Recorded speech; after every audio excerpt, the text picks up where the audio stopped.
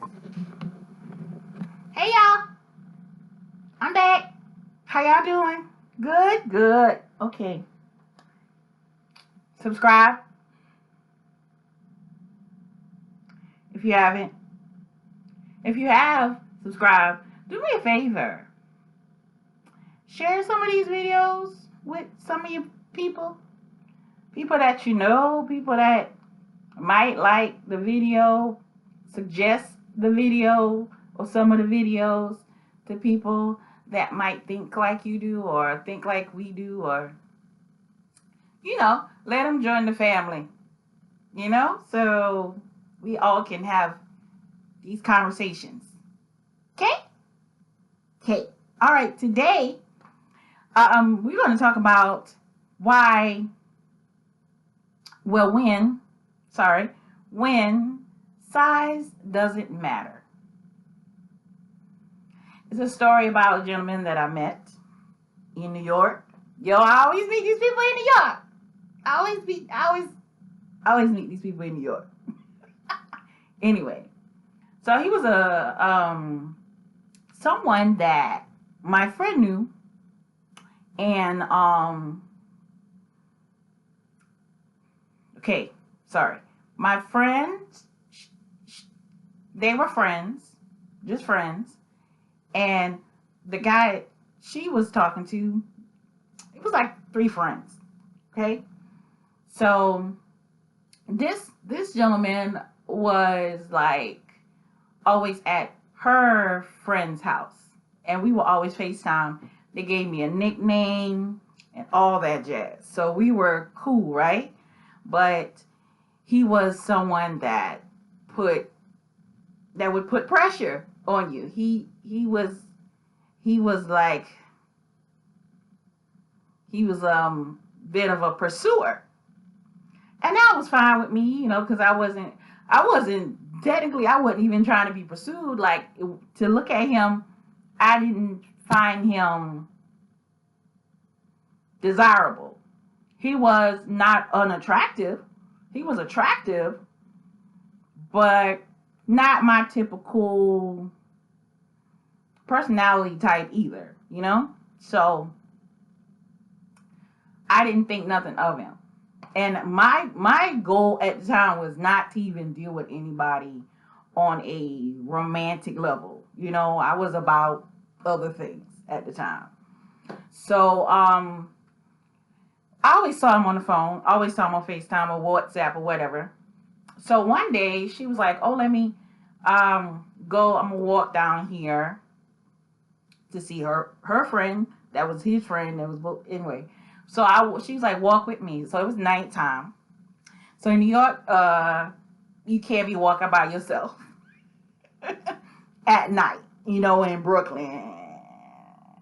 So I walked with her, and I saw him I didn't see him. I walked with her and I saw her friend. He was like, "Y'all can come upstairs." So we went upstairs, and I sat down, and I saw the other friend, right? So I wasn't stressed, depressed, or whatever. So I sat down, right? So he was sitting down beside me, looking at me like I was a rump roast. And I was, chatting it up. I was just chill, whatever. They were smoking. I was like, I quit because fucks with my memory. So I was like, not gonna be smoking. So I'm like, nah, that's cool. I'm not gonna smoke. But they were. I'm giggling and shit like they were in that section, her and the other friend, right? So the gentleman was sitting beside me, and he was talking to me, chatting me up, showing me his phone, showing me pictures of his kids and blah, blah, blah, blah, blah. So we were chatting, everything. It's cool, whatever. I can talk to anybody. It's cool. So what did he do? We stood up, and it was another guy that came in. It was his birthday. So he was like, "Y'all drink with me, toast my birthday, whatever." So I was like, "Yeah." It was some brown liquor. I don't know what it was. So I was like, "Fine." So got a little shot glass and whatever. So I drunk. It was hot. It was hot. I was like, "Ooh, did I eat?" I was thinking everything like, ooh, this is burning. This might not be working out well. I don't want to be drunk. So I was like, oh, I did eat before I left. So I'm like, good, I'm good, I'm good. I think. So, so he was like, that put some fire in your heart. I was like, well, I'm hot. I'm hot. I am hot. And he was like, give me your phone. So I was giving my phone, like, I got that the hide. I gave him my phone, right? So he put his number in my phone and called himself.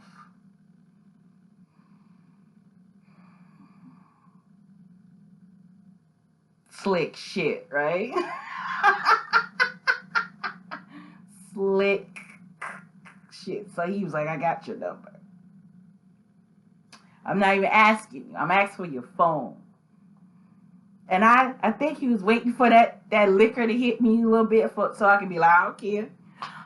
I don't care. So I'm like, we've already established that I'm easy going, right? So I was like, I don't care. So I gave him my phone. He put his phone number in my phone and called himself. So now we're talking, chatting it up. So now I'm like, I don't know. I think I might like this dude a little bit. I think. Let me see. So he was like, you can come. You want to come to my crib? I was like, that's fine. So he's like, get a cab. I'll pay for it when you get here. So I went to the cab, got in the cab. He was on speaker. It was like telling him where he lived. He was giving directions. The cab driver was like, oh, it's $12. He said, nah, it's 10. So he was like being a little bossed up in that aspect. Nah, it's 10. And he has a thick accent, so thick that sometimes I was like, just let them talk. You're hard of hearing. Yes, I'm hard of understanding because you speaking, I don't know. This don't feel like English, sir. So yeah. So I got there, we chilled. It was like,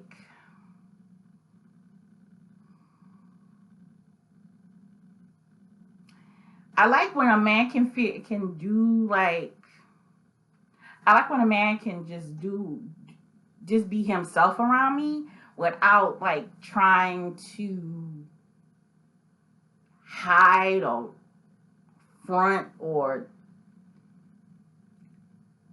make some shit up, or just be yourself. And he was just that. He was just himself.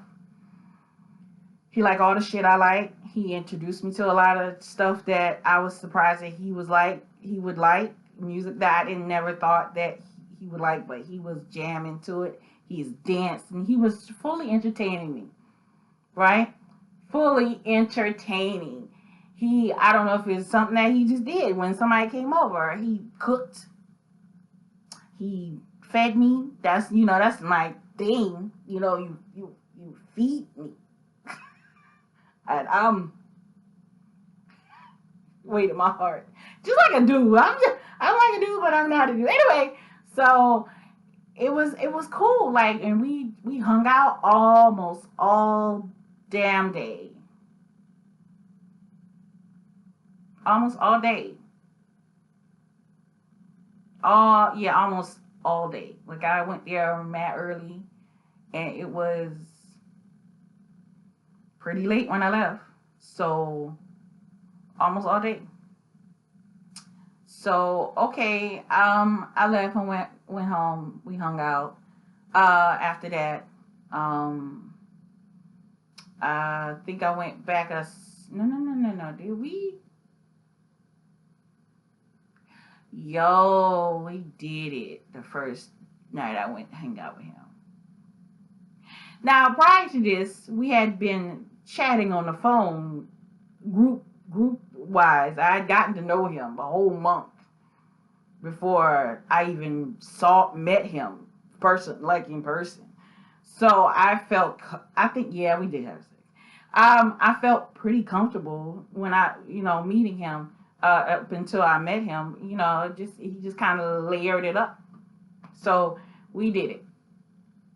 Now, it was not large. It was not big. It was not at all. It wasn't tiny, but it was not big. And he made it feel like the biggest thing I've ever had. His energy was so big. His energy was big. His energy was so big. He just like, it's like masculinity was just like dripping off of him. Like he smelled like masculine. He's just like gorilla energy. Like, oh, I don't know how to explain it. It was so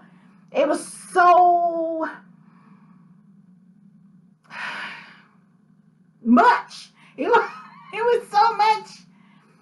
It was so thick. It was like a thick feeling of masculine energy in him. And he was giving it all to me. All to me. Not all to me. All to me. And that in general made me arrive or not.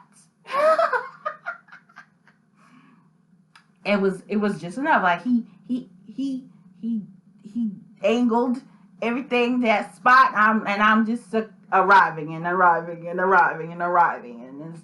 it was just like, and he was getting excited by how I was responding, and so we had a really good, and he could go forever. He was not a young man. He was not young. He was almost 50. Well, that's not old, but that's not like 3.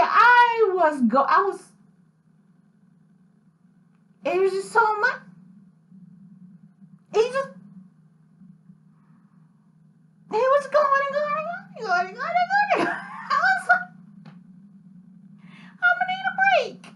I need a break. I ain't tap out. But, because I don't be tapping out. I don't tap out. Anyway, so it was a wonderful experience. And size did not matter in this instance. Like, to look at it, to feel it, 2 different experiences. So, like I said, size does not matter, you guys. And it's just like how you make it happen. What you do to make it happen. And it's like, if you got it, you got it. You just gotta feel people out. You just gotta feel people's energy, and it's always healthy to be and if you're an alpha man, because he was very alpha. Like he was like very alpha. And if you're not alpha, if you're beta, you just gotta know how to sing to the pussy, sing to the meow meow. All right, y'all. Subscribe if you haven't. Hope you enjoyed the story. Bye.